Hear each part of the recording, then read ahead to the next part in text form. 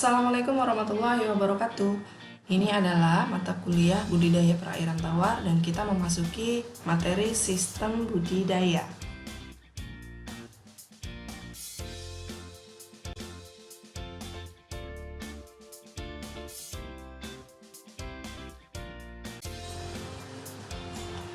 Pada dasarnya, sistem budidaya itu memiliki 3 jenis bentuk pengelolaan. Yang pertama adalah pengelolaan tradisional, yang kedua adalah pengelolaan semi intensif, dan yang ketiga adalah pengelolaan intensif. Kita bahas dulu yang pertama, yaitu pengelolaan tradisional ya.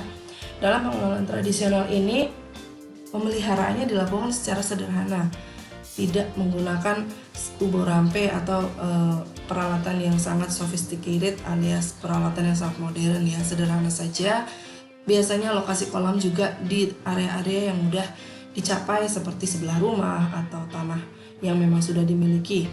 Kemudian peralatan kolamnya juga sederhana seperti sudah saya sebutkan tadi, dengan sistem pengairannya tradisional, air masuk, air keluar, dengan membuka pintu masuk dan membuka pintu keluar, jadi tidak ada pengaturan dengan pompa dan segala macam. Dan biasanya pembudidayanya perorangan, orang A, Bapak A punya kolam, Bapak B punya kolam, Ibu C punya kolam, jadi mereka tidak memiliki struktur organisasi. Dan sebagai tambahan, dalam pengelolaan tradisional itu biasanya memiliki padat tebar yang rendah. Jadi di kolam itu hanya mereka memasukkan berdasarkan, ya sudah, saya mau memasukkan ikan gurame saja atau ikan mujair saja, saya tebar saja, ya kira-kira saja.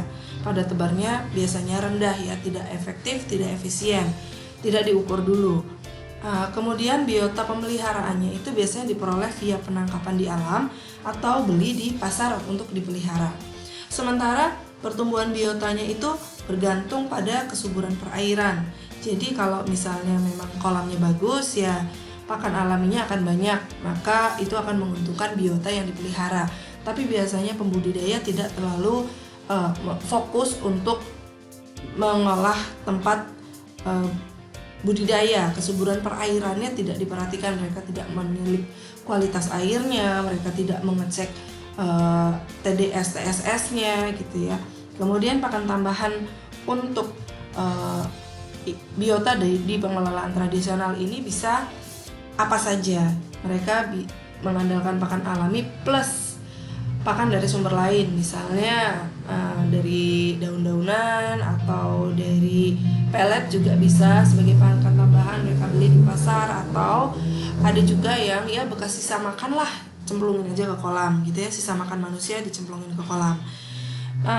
Untuk pengelolaan tradisional ini angka produksinya juga tidak tinggi, rendah saja karena ya apa adanya.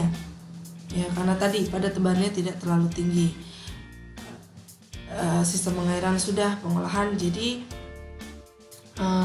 pengolahan tanah untuk kolam yang dikelola secara tradisional ini juga tidak terlalu maksimal ya, hanya diolah apa adanya, dibentuk, kemudian tidak memaksakan menggunakan teknologi yang paling mutakhir karena mereka tidak memiliki target untuk produksi tinggi.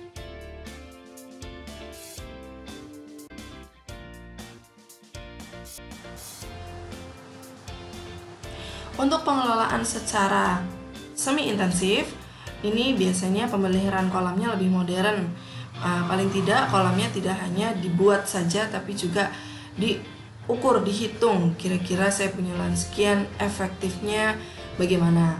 Kemudian peralatan kolam lebih modern. Mungkin di sini tidak modern sekali, tapi lumayan ya, memiliki pompa atau pembersih ya, kolamnya dibersihkan. Kalau tradisional tadi mungkin tidak memikirkan untuk membersihkan kolam, yang penting ikannya bisa hidup. Tapi kalau semi intensif mungkin sudah dipikirkan, wah ini udah ada enceng gondok kita bersihkan. Sistem pengairannya lebih terstruktur, dalam arti air yang masuk dan keluar itu diperhitungkan. Kalau misalnya masih semi intensif tapi intensifnya serius gitu ya, di bagian yang lebih intensif, maka biasanya air itu diganti secara reguler, setiap hari diganti 5-20%. Kemudian bisa dimiliki oleh perorangan, bisa juga dimiliki oleh kelompok.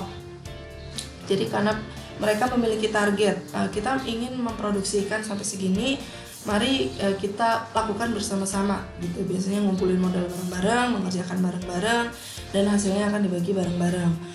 Lebih lanjut, fakta lain adalah pada tebarannya itu lebih tinggi dengan pakan yang diberikan itu kombinasi antara pakan alami dan buatan. Nah, di sini penyediaan pakan alami itu lebih difokuskan. Jadi, para pengusaha budidaya atau pembudidayanya itu mengupayakan sesuatu agar biota yang dipelihara itu mendapatkan pakan alami yang maksimal. Entah itu dengan menambah kesuburan kolam atau itu memancing pertumbuhan pakan alami, yaitu diusahakan di sana, tidak seperti yang tradisional ya. Terus pada kegiatan pengelolaan wadahnya itu lebih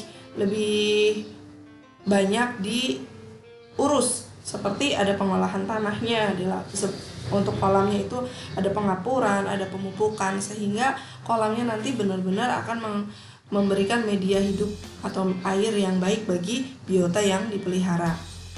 Pakan, kembali kepada pakan, frekuensi pemberian pakannya lebih teratur, tidak seperti yang tradisional, kapan ada pakan disebarin. Kemudian pergantian air tadi sudah disebutkan, lebih teratur, dan produksinya jelas lebih tinggi daripada sistem budidaya dengan pengelolaan secara tradisional.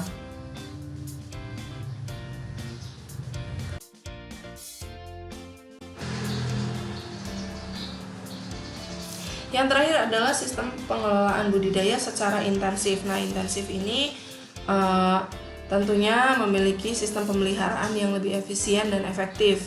Kita bisa lihat dari contoh gambarnya bahwa dia memiliki kolam-kolam yang lebih banyak, ya, dengan sistem pengairan yang sangat terstruktur. Jadi sudah dipastikan debit air dari sumber airnya itu sudah terjaga, dan kemudian untuk masuk ke dalam kolamnya itu sudah ada waktunya. Pompanya mungkin jauh lebih kekinian, lebih modern pompanya, dan peralatannya berteknologi modern, dimiliki oleh badan usaha atau produsen besar yang memang targetnya jelas, saya mau memasarkan kemana dengan volume pemasaran sekian misalnya.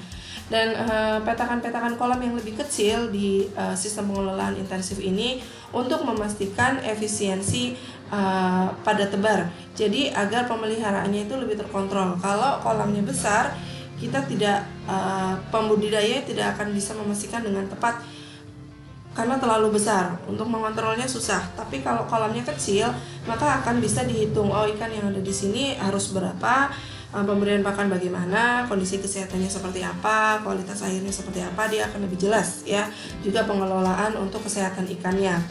Kemudian untuk persiapan lahan seperti pengolahan tanah di pengelolaan intensif itu menjadi suatu keharusan. Pengelolaan lahannya seperti pemeliharaan wadah budidaya, apakah kolamnya itu harus dibersihkan setiap hari atau setiap 2 hari atau setiap minggu. Kemudian penggunaan sarana produksi lain seperti penebaran kapur, penggunaan pupuk dan bahan-bahan kimia untuk mendukung kualitas air dan mendukung kesehatan ikannya, itu akan selalu dilakukan, dan itu direncanakan sudah diatur di plot-plot, setiap bulan akan mengeluarkan kapur berapa, setiap bulan membutuhkan pupuk berapa, bahan kimia berapa, itu sudah diatur.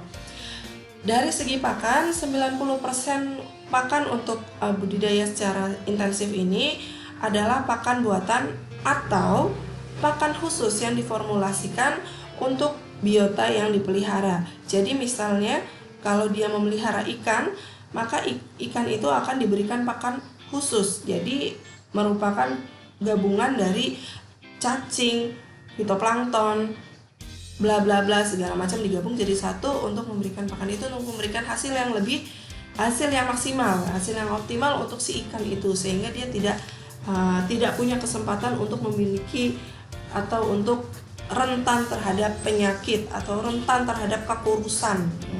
Kemudian frekuensi pemberian pakannya pun dibuat secara sistematis. Misal setiap hari mesin pemberi pakannya sudah akan menebar pakan. Pakan bisa diberikan dalam bentuk berbagai macam wujudnya, bisa itu cair, bisa itu padat ya, tergantung biota yang dipelihara. Jadi betul-betul dipikirkan pakannya.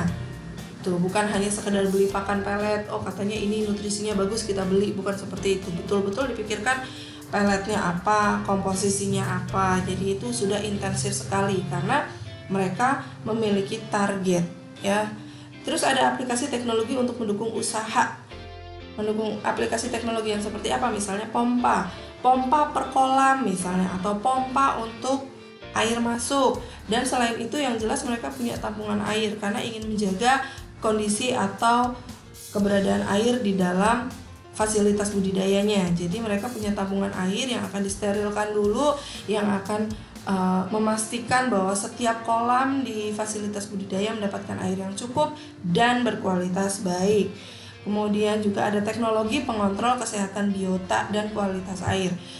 Seperti misalnya teknologi pengontrol kesehatan biota itu mereka akan menerapkan checking ya, apakah saat ini ikan di kolam ini baik, apakah kolam ini kurang baik. Pokoknya kesehatan ikan sangat diperhatikan. Mereka tidak ingin kehilangan banyak ikan karena ini adalah produksi yang besar. Juga kualitas airnya seperti termometer itu kalau di kolam tradisional dan semi intensif mungkin tidak terlalu banyak digunakan, apalagi di tradisional ya, mungkin mereka tidak mempedulikan suhu atau temperatur air. Tapi kalau di pengelolaan intensif, temperatur air itu sangat perlu untuk dikontrol karena mereka menginginkan kondisi yang optimal bagi kehidupan biota-biota yang dipelihara. Dan dari tingkat produksi, pengelolaan secara intensif itu produksinya sangat tinggi, jelas sangat tinggi karena dia harus memenuhi permintaan pasar.